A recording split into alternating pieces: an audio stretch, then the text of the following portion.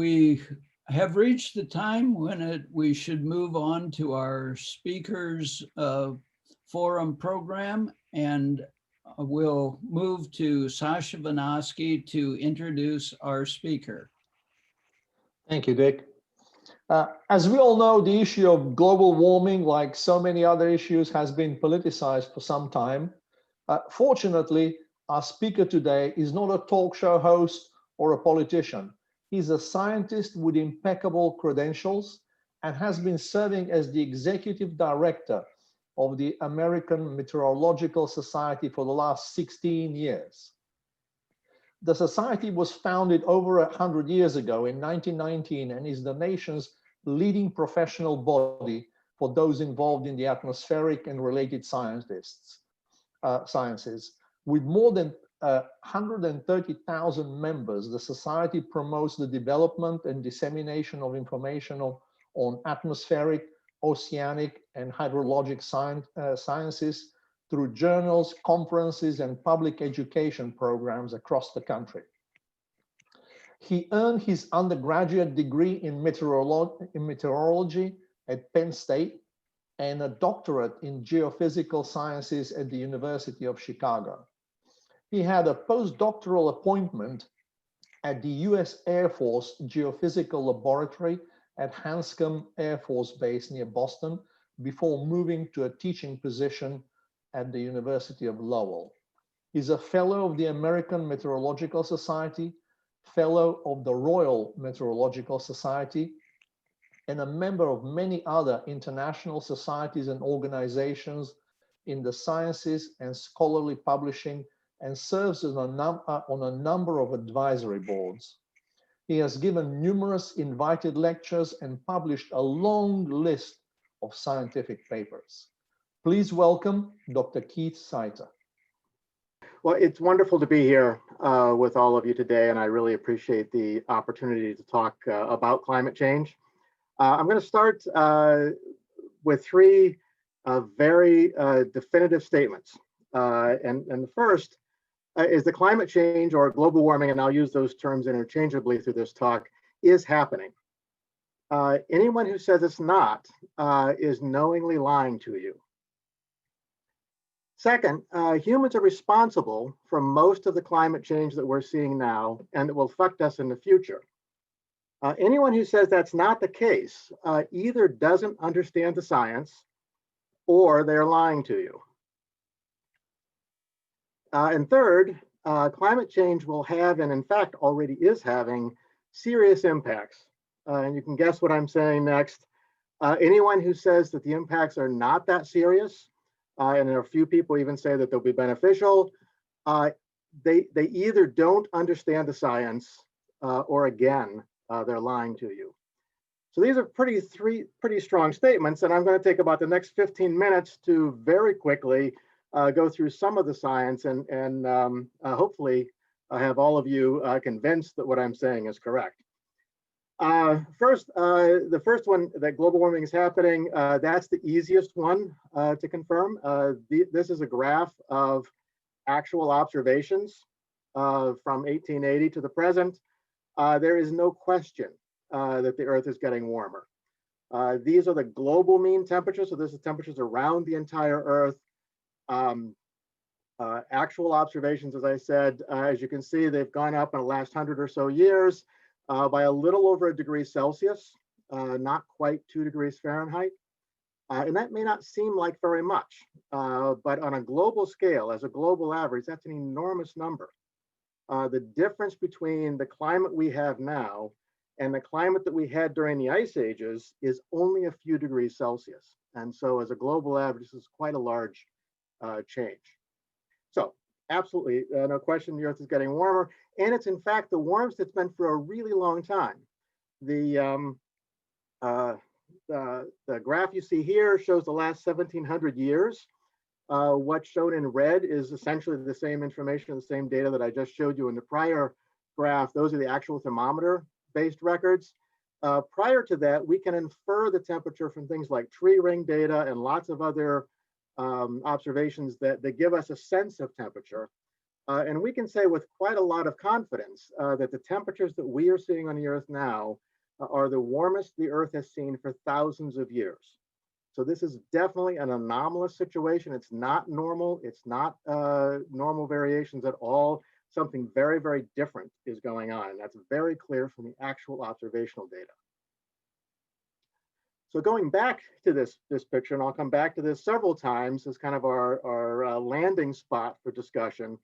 No question the Earth is getting warmer, but the bigger question is how much of this is because of humans? And that's where I think we can spend a little bit more time, and the argument gets a little bit more complicated. I will say, if you look at this portion of the graph around 1980 or so, this is when scientists started raising alarms about global warming. Is when we were in this portion of the graph around 1980, and at that point, the amount of warming was relatively small. But scientists saw what was on the horizon. They saw this increase that was going to be happening, and started raising alarms that really this was something that the world had to worry about. So to talk about why we're so sure that it's humans, we first have to talk a little bit about how we know the Earth temperature is governed. And that's really an important aspect of that is the greenhouse effect. And the greenhouse effect has been with us forever. It's one of the reasons we have a planet that's livable, is that we have an atmosphere, and that atmosphere serves, in a sense, as a blanket for the planet, so that it modulates the temperature that we have.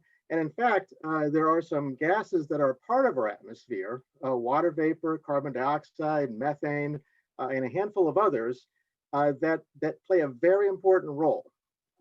They are transparent. We can't see them in the air, but they absorb infrared radiation. They absorb the heat that's coming from the surface. And then they re-radiate that heat back to the surface. And so that helps warm our temperatures at the surface more than they would be if we didn't have these gases in our atmosphere. If we increase any of these gases, any of these greenhouse gases as they're known, that changes the temperature structure for the atmosphere. That warms the surface of the Earth. And that's what's happening now, is we are changing the concentration of some of these gases. In particular, carbon dioxide is one that is an important greenhouse gas that is increasing with time. These again are actual observations from a little earlier than 1960, about 1957, I think is when they started in Hawaii. The red line is the actual observations on a continuous basis, and they go up and down every year. In the spring and summer, when leafy vegetation is out absorbing carbon dioxide, the global carbon dioxide amounts go down a little bit.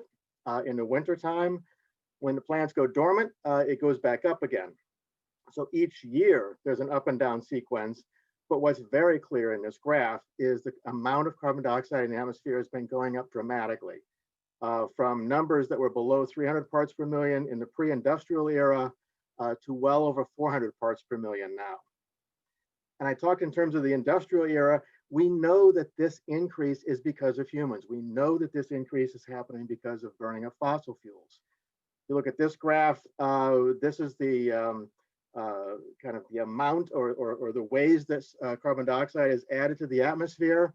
Volcanoes add about, on average, about a billion tons per year of carbon dioxide to the atmosphere. But we as humans now are adding something like 35 billion tons a year because of burning of fossil fuels. This graph of fossil fuel use and its translation into carbon dioxide is one of those clear indicators that the increase in carbon dioxide that we're seeing in the atmosphere is because of humans. And if you put these together, this is a graph again of temperatures where there's just a reference line. Anything below that that's colder than that is blue, what's warmer than that is red. So this essentially is the same temperature graph that I showed earlier, just depicted a little bit differently.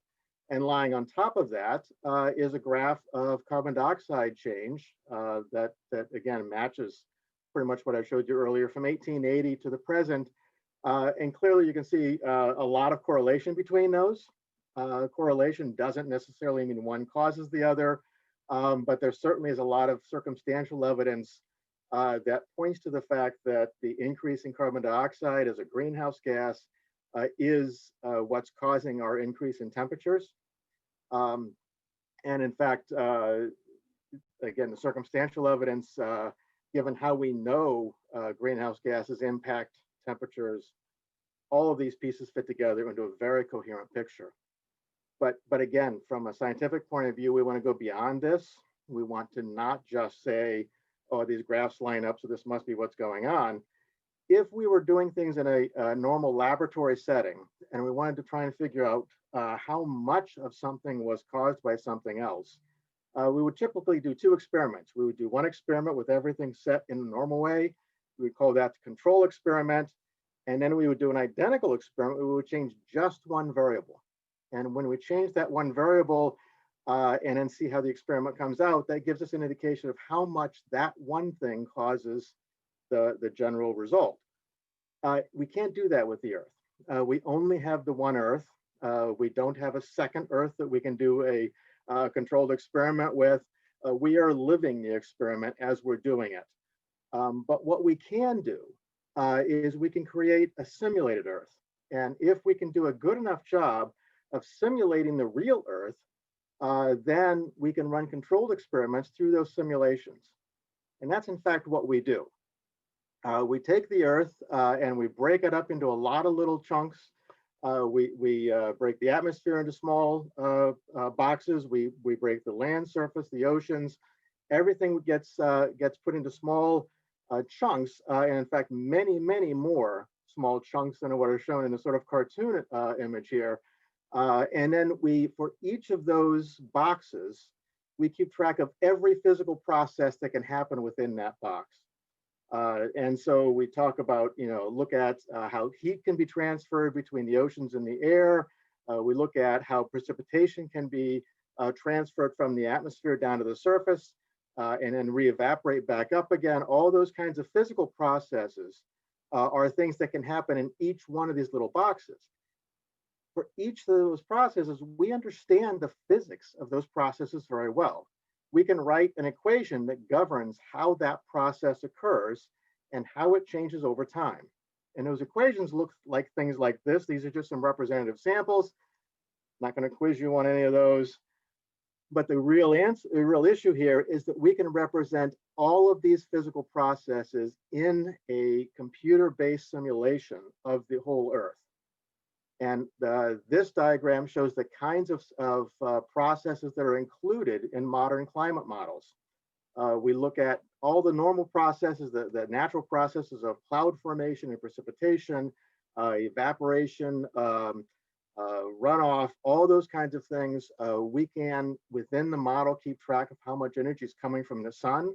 We can keep track of the chemistry that's happening within the atmosphere. We can look at volcanic activity, not just the ash and smoke plumes that come from volcanoes, but also the amount of CO2 that's coming out of the volcanic eruption. All of those processes can be included in these climate models, and we can have equations that govern each one of these things, solve those equations over time, and create a time-based simulation of the way the Earth has progressed over time. If we do that well, we should be able to recreate this temperature curve for global average. We should be able to start in 1880, keep track of things like when we knew large volcanoes erupted and the impact of those volcanoes. Changes in some of the ocean patterns can be accounted for, all those kinds of things. So if we can do our simulation properly, our computer should be able to reproduce that temperature graph, which is the actual observations. When we do these kinds of simulations, we find we can do that. We can represent these temperature curves with a high degree of accuracy if we keep track of every single process that we know about. And so now we're in a position of being able to do the controlled experiment and say, what happens if we change one thing or a few things? How does that change the result? And then we get to this graph. Now, this is a little complicated to walk through, so give me a couple of minutes to sort of sort through these things. The black line on this graph, that's the actual temperature observation. So again, it's that same graph that I've been showing you over and over again, depicted a little bit differently here. The red lines and the pink line that goes in the pink shaded area around that is what our simulated Earth gives us as a temperature curve. As we do that, if we include every single thing we understand, everything that we know is happening. So we've got all the volcanoes, we've got the solar, the change in sunlight variability.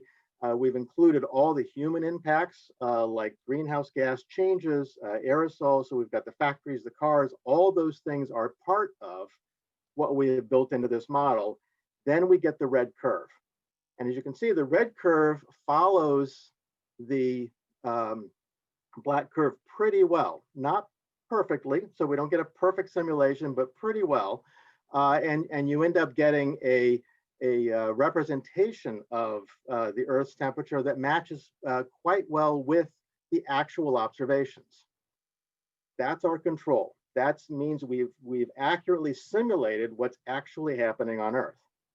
If we go back now and we say, let's take humans out of the picture, keep all the natural variability that we know occurs in the atmosphere and that we know influences the atmosphere, but take out the factories, the cars, all the greenhouse gas concentrations due to human activity, the aerosols, all those things, then what happens? What do we get as an answer?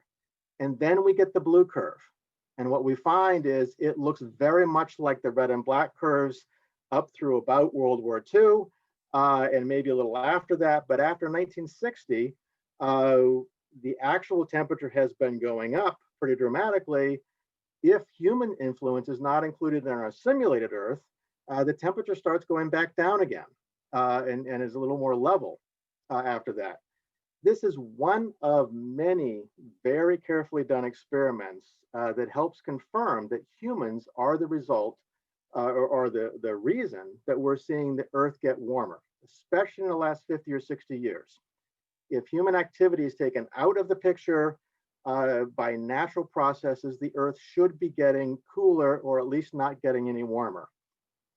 Only when we include human activity do we get a result that shows that the Earth is getting warmer the way we actually observe it to be.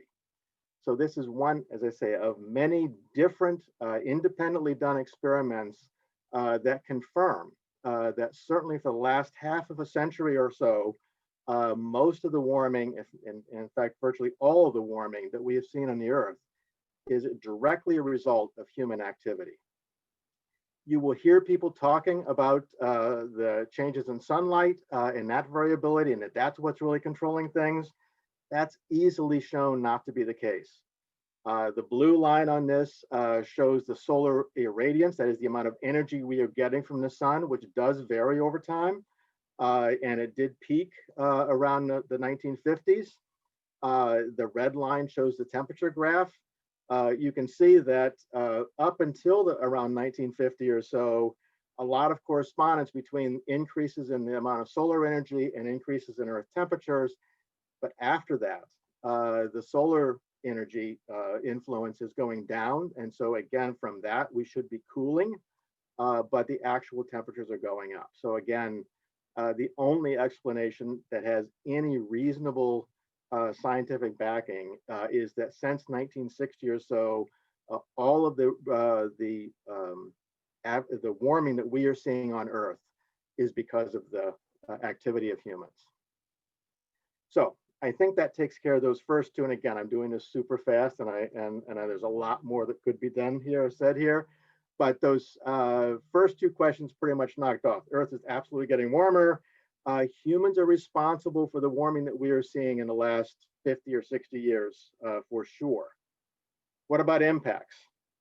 I could talk about all kinds of things that are significant impacts from climate change, from the droughts that we see in the West, which are happening more frequently and are much more severe than they ever used to be. The decrease in Arctic ice, which is significant and has much more influence on our day-to-day weather than most people give it credit for.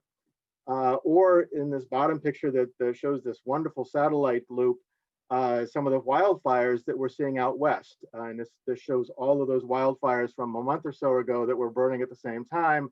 Again, the wildfire season is happening sooner, it's longer, it's more severe, each fire is more intense. All of these things are indicators that we are seeing significant impacts from climate change. All of these can be tied directly to a warming Earth. But I thought what I could say a little bit more about was maybe some things that are a little closer to home, to all of you there in Florida.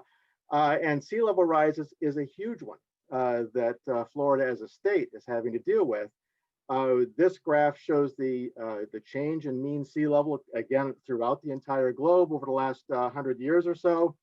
The scale is in millimeters. That's not maybe something we're all super familiar with, but the rise that you see here from about 1900 up to the current is something like 8 inches. So maybe not a huge amount, but 8 inches or so over that period of time. The key, though, when you look at that, is you see that the slope of this curve is getting steeper as time goes on. And so you start off with something that's a fairly slow increase in sea level rise, much steeper in more recent years. In fact, the last 15 or 20 years, it's significantly higher rates of sea level rise than what we had in the past. And that's an increasing thing. The sea level rise is happening for 2 reasons. One, we've got a warmer Earth and a warmer atmosphere, and so the glaciers are melting. So we're losing mass from places like Greenland at a phenomenal rate these days. But also, as the Earth gets warmer, the ocean itself is getting warmer. And the water expands a little bit. And so the oceans, in a sense, get a little thicker, but that means the top is a little higher. So of this increase, you see this 8 inches or so, about half of that is from runoff from glaciers. About half of that is the seawater itself expanding a little bit with time. Both of those issues are very important. Both of them are increasing in their rate, and both of them are going to get much, much worse in the next 50 years. Even with what we have so far, even not looking out 50 years from now, we're seeing some significant impacts. This is downtown Miami. Many of you have seen pictures like this or driven through things like this. This is called blue sky flooding. It's just a high tide in Miami causing street flooding. As you can see, the sun shining in this photo. There was nothing going on. There were no heavy rains prior to this. This was just a tide that has come up and caused this flooding. This kind of thing has a couple of impacts. One, it's a nuisance. It impacts the way you would build buildings in some of these areas, what you might be looking for as you go forward. But also this increase in sea level really starts getting into some very serious impacts when you look at how salt water can intrude into freshwater aquifers. And so the saltwater intrusion into the aquifer system is a really serious issue that Floridians are going to have to worry about in the coming years. In addition to what at this stage, it looks more like a nuisance than anything else. But the other aspect of this is that if you have minor flooding happening even when nothing else is going on, just from the normal tidal cycles, when you have something coming in like a storm surge, you're starting at a higher level. So your storm surge starts at a level that's already has the potential to cause problems. So even small storm surges can cause major impacts, and large storm surges are that much worse. And in fact, the hurricane signal is one that is just becoming better understood in terms of global warming. We are living through an extraordinary hurricane season right now. We've gone up through all of the normal alphabet. We've gone up through Delta in terms of the Greek alphabet. This is only the second time that has ever happened. And the last time it happened was 2005, which was, again, a very tough year for hurricanes for the United States. That is, again, these are all impacts from climate change. We are seeing, maybe not in a general sense, that many more hurricanes, but the hurricanes we are seeing are stronger. Because hurricanes are fueled by the energy coming from the ocean surface. And as the oceans get warmer, there's more energy for hurricanes to tap into. And you saw that just this, in the last handful of weeks with the hurricanes that came into the Gulf. Once they hit that really warm Gulf water, which is warmer than it ever used to be, explosive development of those storms. So they can really become much more significant hurricanes much more quickly. Even hurricanes that don't become that large or that intense are having much more rainfall than they used to have. And so inland flooding is considerably worse than it used to be with hurricanes, and now has become a much greater threat to much of the landfalling hurricanes than the storm surge or the winds themselves. And so all of these aspects are things that we are finding are direct results of the Earth getting warmer. And so the impacts really are already significant. All of these kinds of things are going to get worse and worse and worse as the Earth gets warmer. And we are on a path that we are going to see warmer temperatures in the coming years. Sea level rise is going to continue getting worse. Hurricanes are going to continue having more rainfall, and the strongest hurricanes are going to be stronger. All of those things are direct impacts that we're seeing right now that we will continue to see in the coming decades. So I think I'm well justified in saying that the impacts are severe and they are not beneficial. And while there are some beneficial aspects of having more carbon dioxide in the atmosphere, like some greener plants and some of those sorts of things, the negative impacts very much outweigh the positive impacts of that increased CO2. So all of these things, I think, hang together pretty well. And I hope that gives you just a sense of kind of some of the research that's been going into this and some of the impacts that we're looking at coming out of having the Earth get continually warmer. So with that, I will be happy to take questions and look forward to kind of hearing your thoughts on all of this. And we start with Emerson Thompson. Emerson. Thank you. My question is this: what's the best or the ideal solution to mitigate or solve the problem that we have, and what's the easiest resolution that is politically acceptable? So you started off kind of with one question. Now you've kind of got two questions in the midst of this.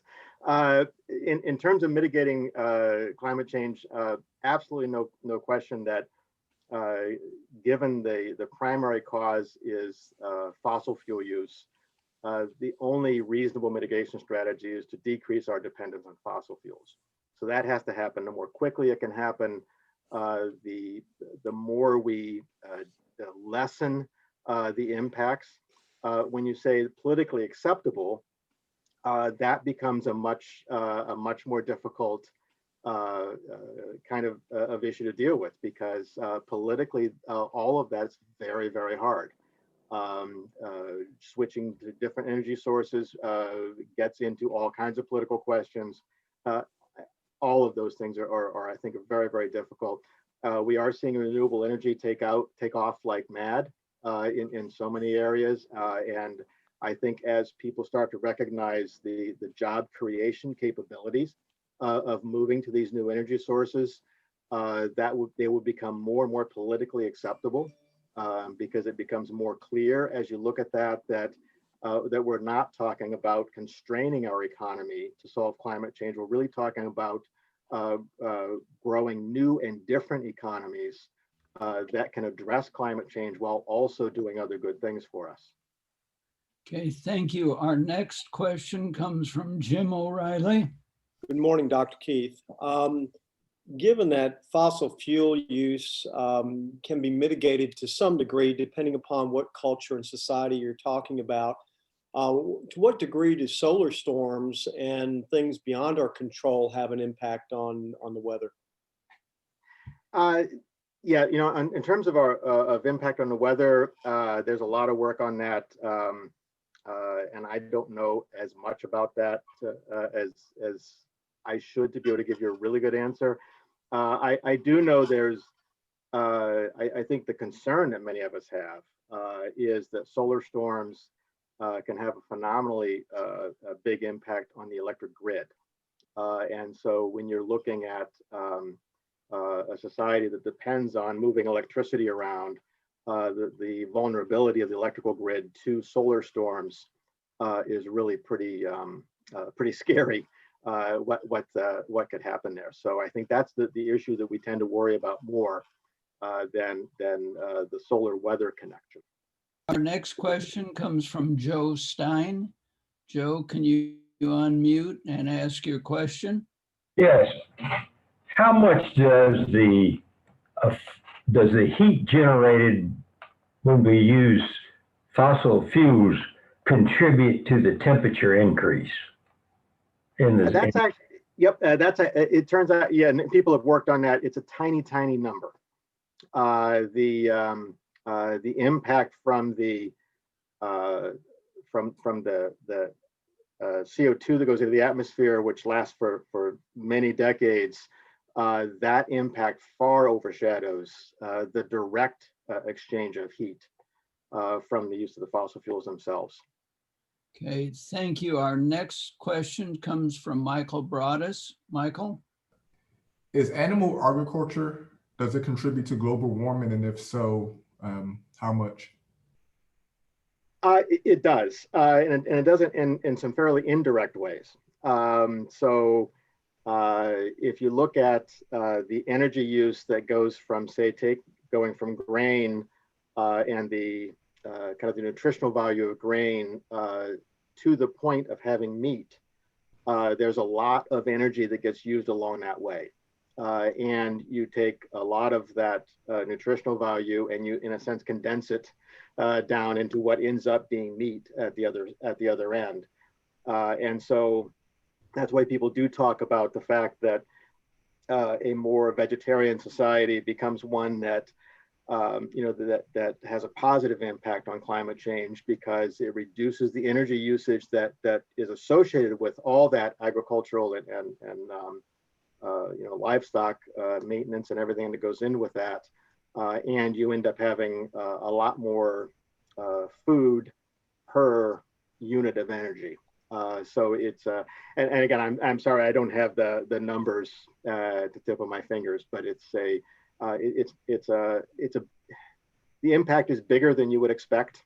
And when I've seen those numbers, I've been surprised how large that impact is. Okay, thank you. And our next question comes from past District Governor Denny Creer. Sure. I mean, how much of this effect is caused by the burgeoning third world countries developing themselves, and how much of a big problem are the two most populous countries, India and China? China is certainly a big faction of this, big fraction of it. India as well. And on a per capita basis, the U.S. is far and away the biggest issue here. So yeah, we can't shift the blame on other countries on this one. We are the biggest part of the problem. I think we also have the capacity to become the leader of the solution, and I think that's an area where, again, if you shift more from the pure science to the political components of this, I think the U.S. is in a position to take leadership roles in the solutions to this. And I think if we don't, China is going to. China is working very hard to become a leader in renewable energy and become the leader internationally in renewable energy. And that would be a shame, I think, for the U.S. to squander the opportunity to really lead in this area. Okay, thank you. Our next question goes to Bill Pieper. Bill? Keith, thank you again for being with us. Really two questions. One, are there any legitimate scientific organizations that disagree with the findings that you've represented? And the other part of my question is totally different subject. I read recently that there are some experiments going on with actually reflecting some of the sun back into the atmosphere to lower Earth's temperatures. Do you know anything about that?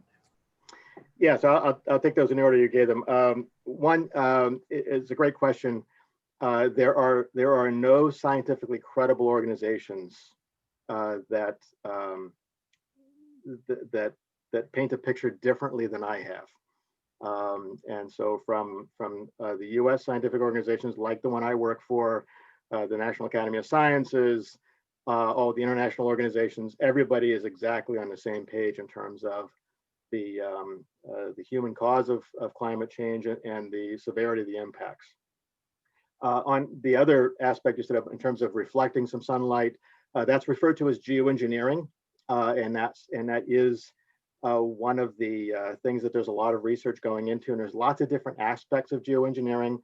Reflecting sunlight is one component of that, and you can actually envision mechanisms where you could inject small reflective particles in the stratosphere. They would act like mirrors, and they would reflect some of the sunlight back into space, and so it would sort of shade the Earth and cool it.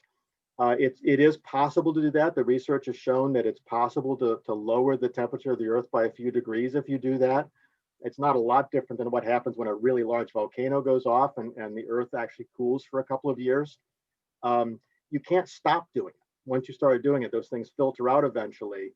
So once you started doing it, if that's your solution to cooling the Earth, you have to keep doing it continuously or it goes away. And if you are doing that as a way to cool the Earth and continuing to burn fossil fuels and increase the CO2 concentrations, you're playing a game of trying to stay ahead of the cause you're doing. The other thing is there are other impacts to fossil fuel use that I didn't mention. One is that extra carbon dioxide gets absorbed by the atmosphere or by the oceans at a very high rate, and actually turns the oceans to be more acidic. And so our oceans are much more acidic than they used to be. And that's not good for a lot of the things that live in the oceans. We're destroying the reef systems. A lot of the small animals that have exoskeletons, their skeletons are being weakened by living in a more acidic ocean. So there are other impacts that reflecting the sunlight doesn't solve, and in fact, some of those things make it worse. So a lot of the geoengineering solutions tend to be things where we solve one problem at the expense of another, and really, I think most scientists are looking at them as absolute last resort.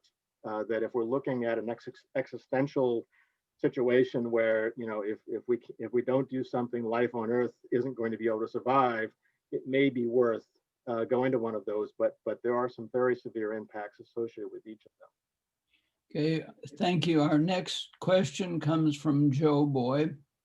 We convert CO2 into oxygen so that people can stay alive up there, and they can stay alive for a long time and so forth. Any reason why we can't assist the reduction of CO2 using similar means? So I think I missed a word or two in the very beginning. Can you start? Okay. In space, in order to keep our astronauts alive, we convert CO2 into oxygen using scrubbers and so forth. Oh, okay. Why can't we do that here on Earth? It's a matter of scale. When you're working on the International Space Station, for example, you're talking about volumes of air that are, a handful of cubic meters. When you're looking at the Earth's atmosphere, you're talking about many, many cubic miles of atmosphere that you would have to scrub. And so the process of doing that it really is a matter of scale.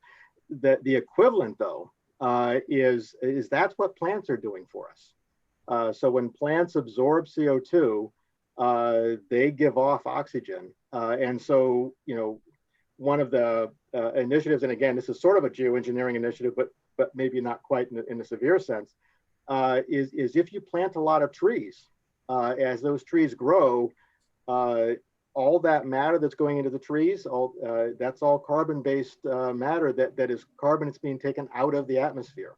And so trees, plant life, those sorts of things really are doing that process for us, and that's measurable. That whole process of You know, and in fact, that graph that had the little wiggles on a yearly basis, we see that happening every year when the spring happens and all the green vegetation comes back to life. We see the CO2 amounts in the atmosphere go down a little bit. Doing that on a huge scale, again, is difficult to do because the atmosphere is big, and trying to get enough of that in place to have it replace, you know, what we're doing in the opposite direction is just a hard thing to do. So really, it's all a matter of scale. Thank you. Our next question comes from David Joyce. David? Thank you, Doctor. If humans are the only reason for global warming, how do you account for the medieval warm period?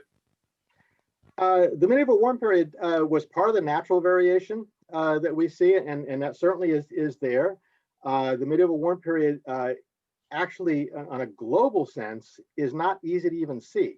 It was listed on that one graph that I showed and as a very little bit of a hump in the global temperatures.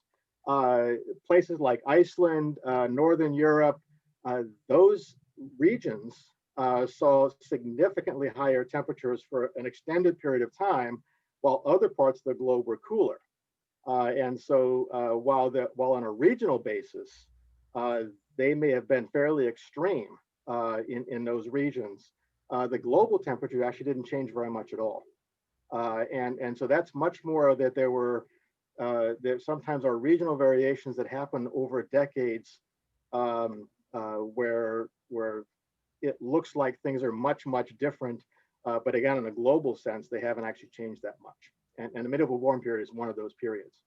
Okay, thank you. Our next question comes from Judd Peterson. Judd? My question is, if the Earth is about 4.5 billion years old, and you're citing data from 140 years to 1700 years. In fact, I find it a little hard to believe that the Roman Emperor Maximum in the year 300 would have actually been able to know what the temperature was then. It's a little hard for me to believe that you guys can be very precise in your measurements of temperature. And that also, you know, I always was taught that weather cycles can go in hundreds of years, if not thousands of years cycles. And, you know, so it seems like this 1880 to 2020 is a pretty short period of time. It is. We do have, I would say, reasonably reliable estimates of temperature that go back thousands of years.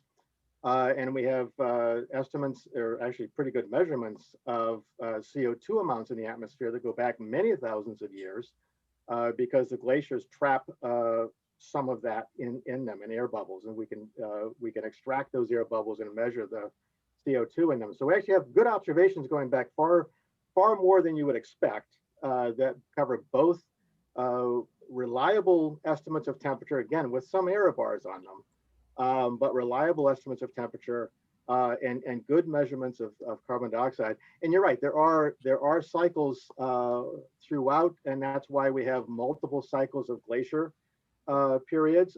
We have glacial epochs and interglacial periods in between them.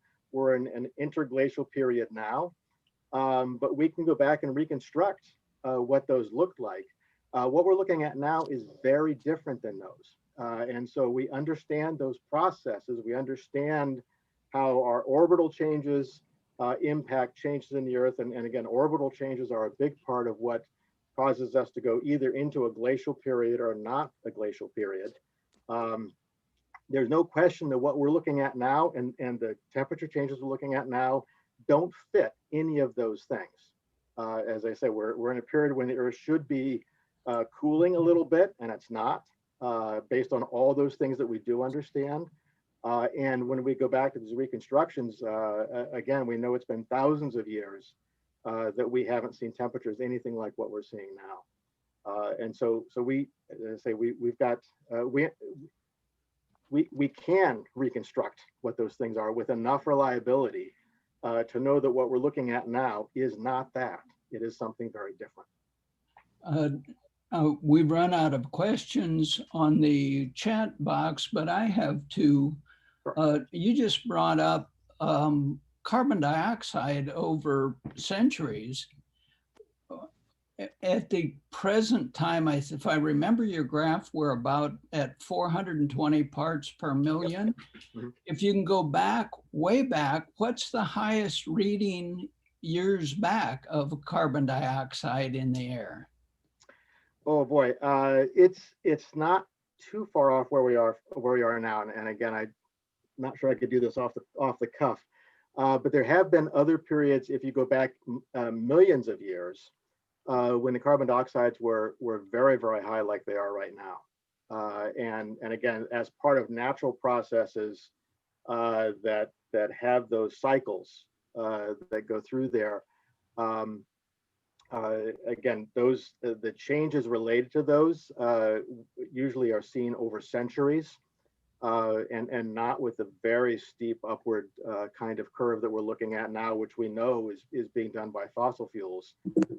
And it really gets back into sort of that interglacial activities and how the oceans either greatly absorb or in some cases release carbon dioxide as part of those cycles that end up having some periods when it's very high and some other periods when it's much lower. And again, you know, we can reconstruct those things.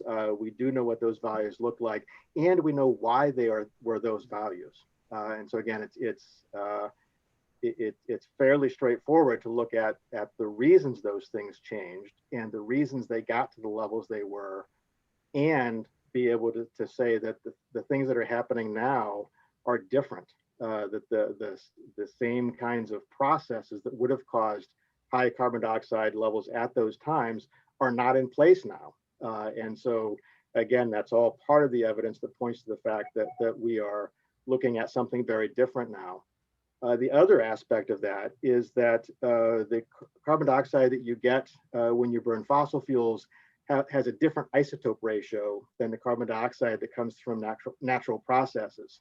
And so we can measure the isotope ratios of our current air and see the isotope ratio is consistent with having most of that carbon dioxide difference from between pre-industrial times and now be a result of burning fossil fuels. So all of those different ways of looking at things, which are completely independent, all give you exactly the same answer. Okay, one last question.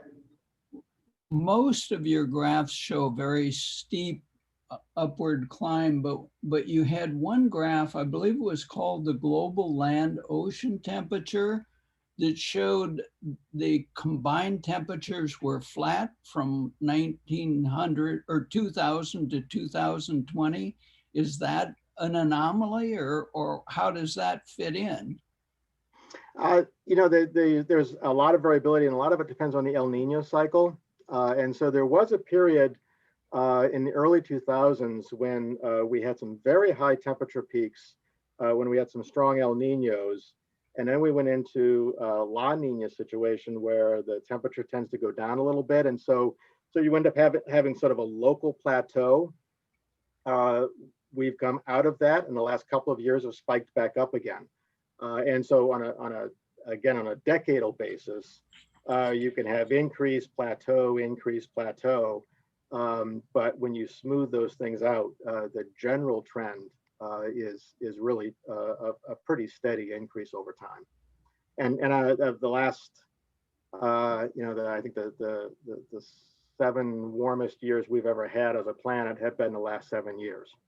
So there's very consistent numbers. But yeah, on a smaller term basis, you can see certain areas that are flat for a period of time.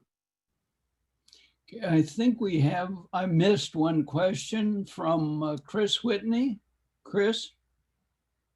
Yeah, all my adult life, we've been doing things more efficient, building buildings tighter, cars that got catalytic converters. That was the first problem of my first new car when it clogged as we were scrubbing air and doing all these kind of things. Coal power plants have gone through all their stuff to do so much better, yet the numbers still radically go higher. You talked about the US from a per capita basis being the worst on Earth, when the number of humans around the Earth are growing and the actual US population is level or falling. One thing I do notice the difference is how much asphalt is on the roads. And you know, look at I-4 coming through, how much bigger it is today. And certainly that's hotter. When I drive out to my house, you know, just the length of my driveway, the temperature from the street to the backyard can be a couple degrees difference. How is sort of, you know, those kind of factors as opposed to just, you know, all of our efforts seem to be making things worse? Yes, all of those things are true. And certainly you know, what's known as a built environment, things like roads, buildings, all those kinds of things, they tend to trap heat more than natural vegetation does. And so as we have expanded, you know, the size of roads, the size of parking lots, the amount of space that's actually built up, that has contributed also to warming. Again, when you look at that on a global basis, it's a very tiny fraction. And that's easy to understand. I think if you think, you know, we still have a lot of open area in this country. If you say how much, you know, what percentage of the U.S. is you know, is covered by either buildings or asphalt today compared to 50 years ago, that number maybe has gone up, you know, some fraction of a percent. And so when you start averaging that over the entire Earth, it becomes a tiny fraction of a percent.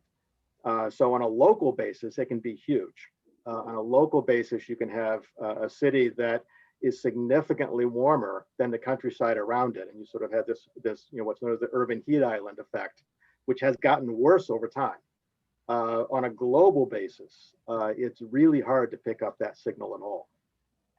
Okay, thank you. And we have yet another question from Denny Career. Denny?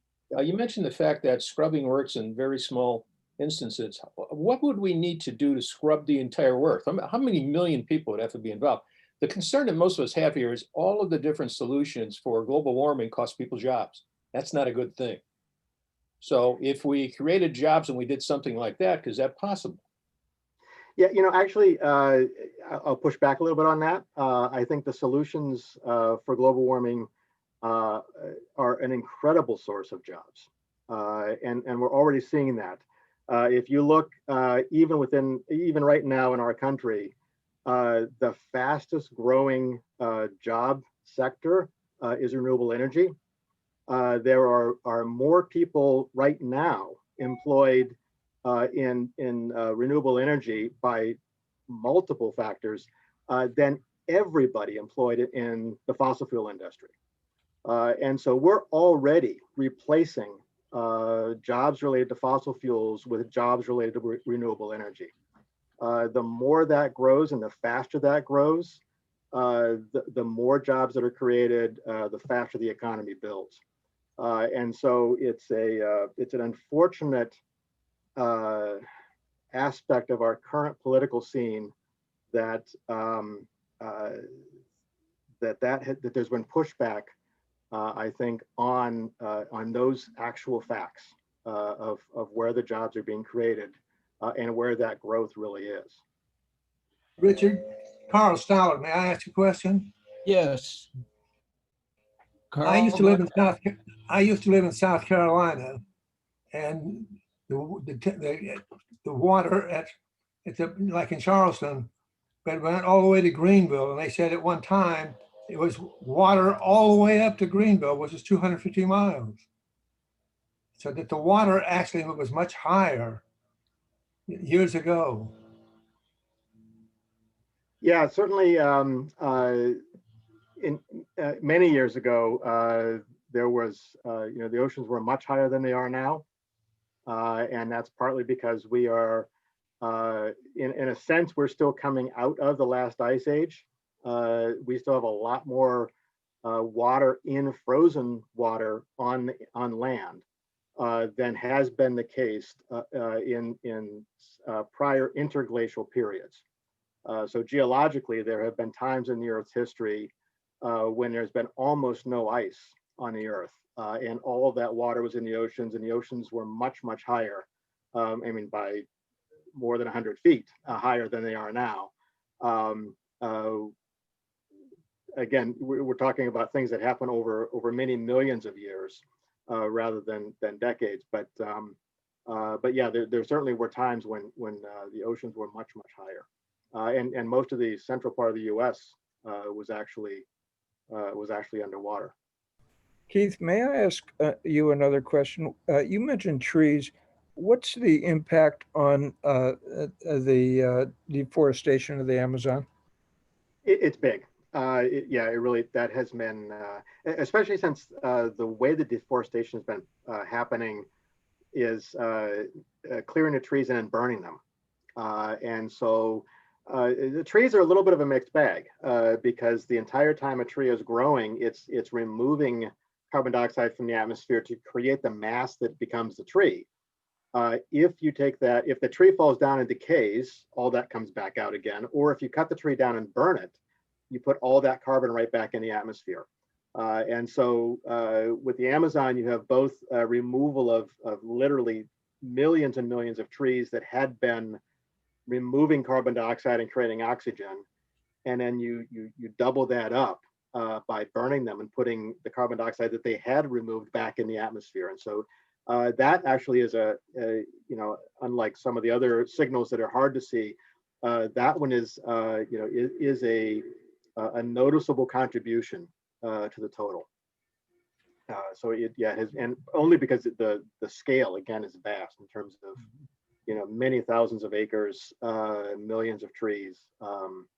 It really is pretty extraordinary what's been happening there. Gotcha. Keith, is the government doing anything about reforestation? Are they planning anything? There's been a proposal called a trillion trees that has been looking at having a government-led program to increase forestation with that idea that if you get a lot of trees, and again, in some sense, that's not a permanent fix, but it helps reduce carbon dioxide while those trees are growing. And hopefully while they're growing and you're reducing carbon dioxide, that way you're also converting to non-fossil fuel based energy sources so that later on you're not just having all those trees die off and put that back in the atmosphere again. But yeah, so yeah, if you Google trillion trees, you will see kind of where that one has. I saw something that could actually become a reality, within the next couple of weeks, but I don't know exactly if that's going to happen or not. There's an interesting article that I saw that investigated the impact of crops, and one of the conclusion was that during the corn growing season, the United States corn acreage releases more oxygen into the atmosphere than the Amazon rainforest during the same period. Of course, our growing season isn't year-round; it's a much shorter time. Yeah, I'd say it's amazing. Because I mean, and you think about it, it has to be huge because the Earth is mostly water. And even with most of the Earth being covered by oceans, we see that signal of a very noticeable downward trend in global carbon dioxide during the Northern Hemisphere spring and summer. And so you know that there's that on a local level that amount of carbon dioxide that's being pulled out of the atmosphere has got to be enormous for that signal to be so clear over the entire Earth. I have a question. I know when they use the term reusable energy, it seems like they lump a lot of different things into it. I guess what would you consider reusable energy sources that will allow us to sustain the lifestyle that we're accustomed to now? And what are some of the things that we're working on in the future? That's a good question. Good point. The renewables there's a lot of components to that. And in a sense, all of them are true, but some help more than others. Hydro power is a renewable resource, but you have to have a river that can be dammed up, and it's a finite resource. You can't expand hydro that much because you only have certain places that it'll work. But mostly when I'm talking about renewable, I'm talking about wind and solar.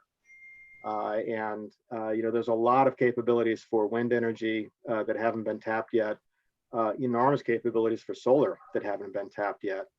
And solar was always a problem because it took a lot of energy to create the solar cells. And so if you spend, a certain number of kilowatt hours creating a solar cell and get, 1.5 times that back before the cell dies, you haven't gained very much. But that technology has been getting better and better, both in terms of the longevity of the solar cells, how much energy it takes to produce them, and ultimately how expensive they are. And so you end up having it become cheaper and cheaper over time. So that becomes a more and more realistic thing to be looking at. And so all of us that are putting, solar cells on our roofs, are looking at the possibility of real savings in our electric bill. At the same time, we're reducing the dependence on fossil fuels. And so, all this comes down to, it's become a political issue, but it really is just purely an economic one. If it's cheaper to use wind and solar and more reliable to use wind and solar than it is to burn coal, why would we burn coal? And we're kind of getting to that point where most of those technologies now are more efficient, cheaper, better, cleaner, all of those things. And so that transition should be happening purely on economic basis, if nothing else. It just takes a little bit of nudging in the right way, and it'll happen, I think, pretty quickly. What are your thoughts on nuclear energy? I worked at Oak Ridge National Lab for a short period and became a fan of nuclear. I still am a fan of nuclear in a lot of ways. It's I think, it can be done right. I think everybody's nervous about it because if something goes wrong, it goes wrong catastrophically. And so you have to do things very, very carefully.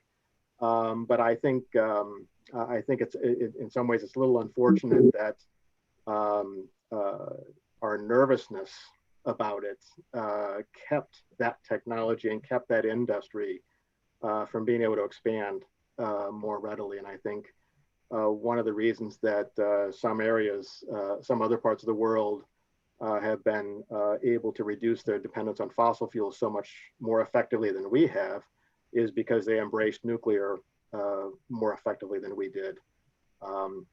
I do get the concerns about it, but again, I think there are ways it could have been done better. I think now it's actually very hard to justify now because as wind and solar has become less expensive, because nuclear has to have so many safeguards built in, it becomes very expensive to build one. Yeah. And so then you're looking at having it take a really long time to pay back on that initial capital investment compared to the capital investment of putting in wind or solar that pays back very quickly. So I think we've lost the window to take more advantage of nuclear, but I think it could have been a bigger player than it has been. Definitely, because I know France is a big user of nuclear energy. It seems to be fine over there. Yep. Yeah. And again, there was a period of time in probably the 70s and 80s when we could have ramped that up safely, but we just didn't. So. Doctor, are not all of these huge wind generators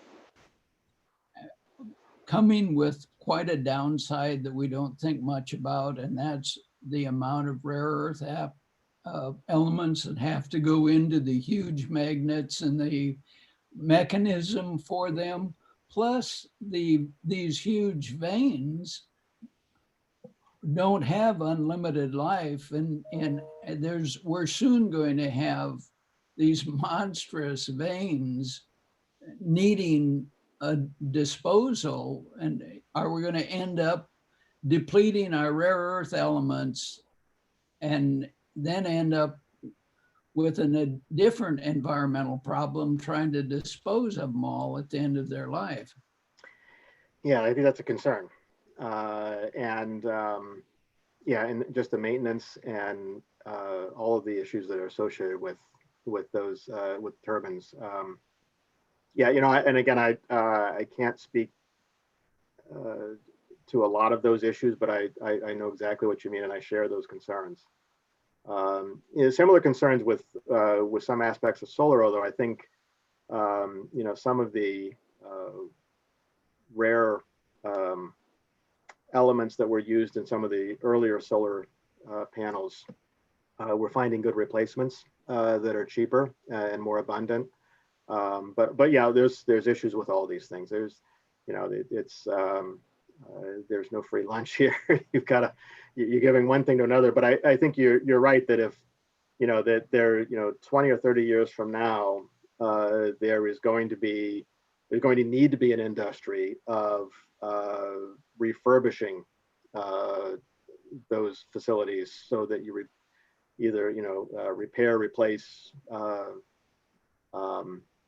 I don't think anybody wants those, you know, these 100-foot long things just falling off, and you know, as they've gotten old and out of repair. But so yeah, there's certainly some issues with that we're going to have to worry about. Well, Are you aware of the many solar farms there are now in the state of Florida that are powering small municipalities? Well, yeah, I know there's lots of that going around. So yeah, I'm not sure how.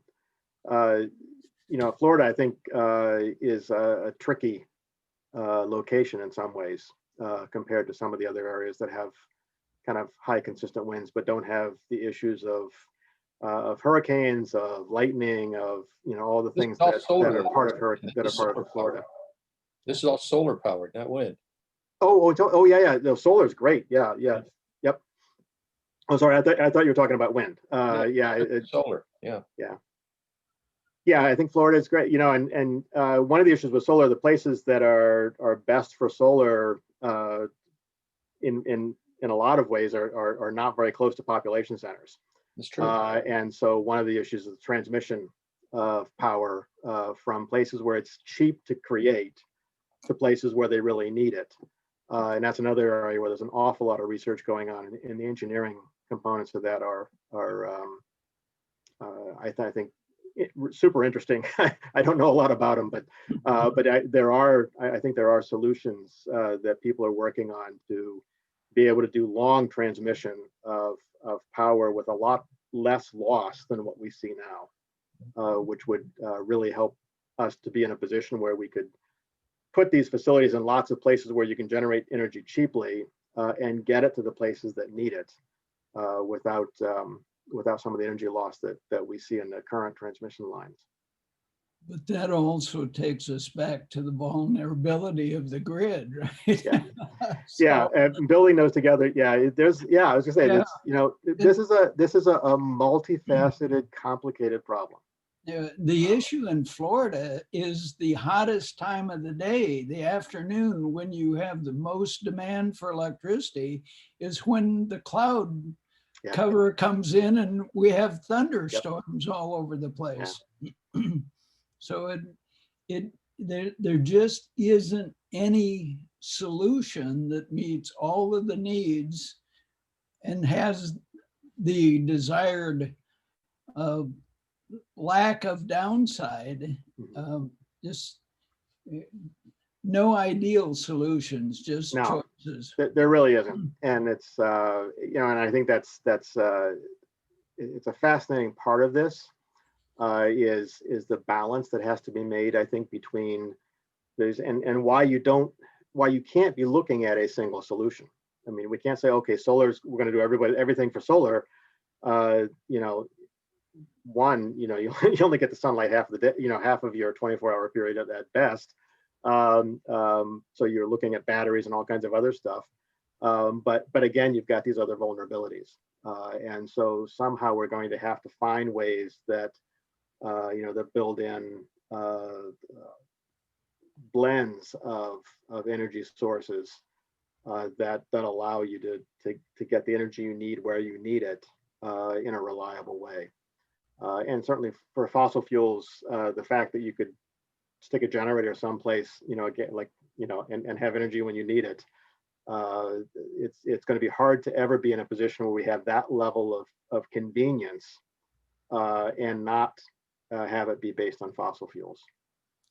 And I've heard a couple of articles that are out saying Tesla is claiming that they're on the verge of developing a 1,000,000-mile battery. Have you heard anything about that? That strikes me as a quantum leap from where we are with most Teslas having maybe 300-mile range. Yeah, and I haven't heard quite that, but I know they're working on some new battery technologies that are super exciting, and maybe not for cars. These may be the kind of thing that would be more for installations that were larger and fixed in space. But yeah, again, I think the battery technology is one that has another one with a lot of those trade-offs, like you were talking about. Batteries have limited lifetimes. Recycling battery material is expensive.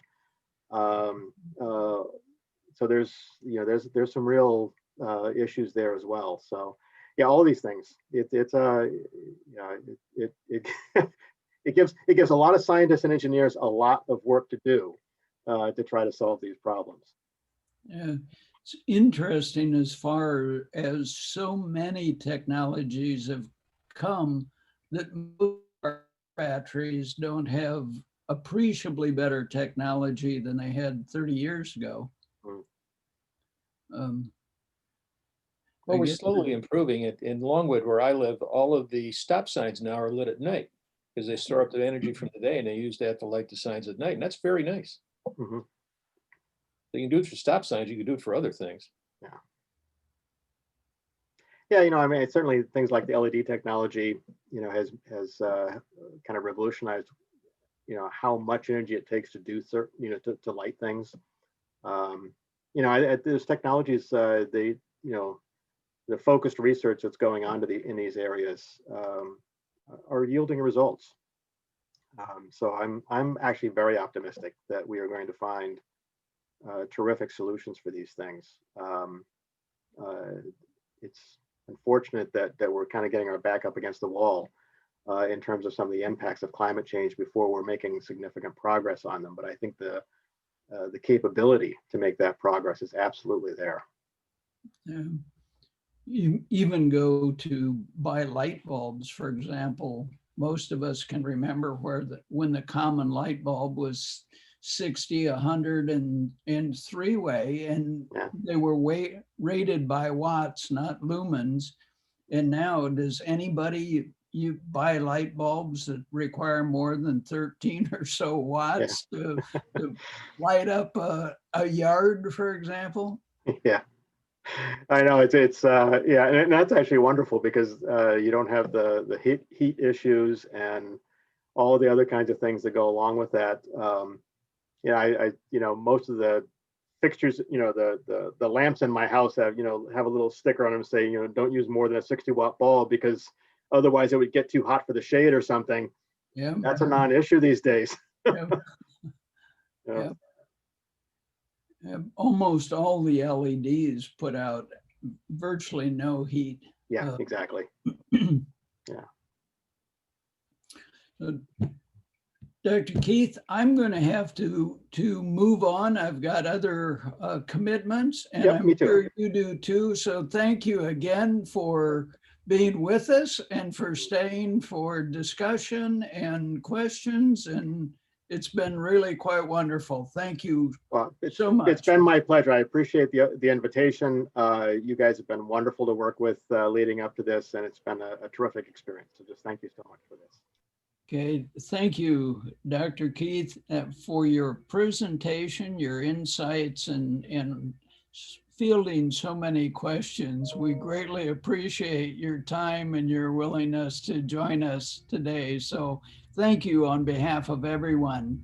Next week, our speaker is District Governor Mark Skolnick, who will talk to us about Rotary's Polio Plus program. We've scheduled that next week because the 24th of this month is World Polio Day, and Rotary is a tremendous part of the movement and the programs to eradicate polio worldwide. So be there for Mark Skolnick's talk. Now, as we close the meeting, remember, do business with Rotarians. And now for the four-way test. Of the things we think, say, or do, is it the truth? Is it fair to all concerned? Will it build goodwill and better friendships? Will it be beneficial to all concerned? Is it fun? Be safe, be well, be involved, be a Rotarian.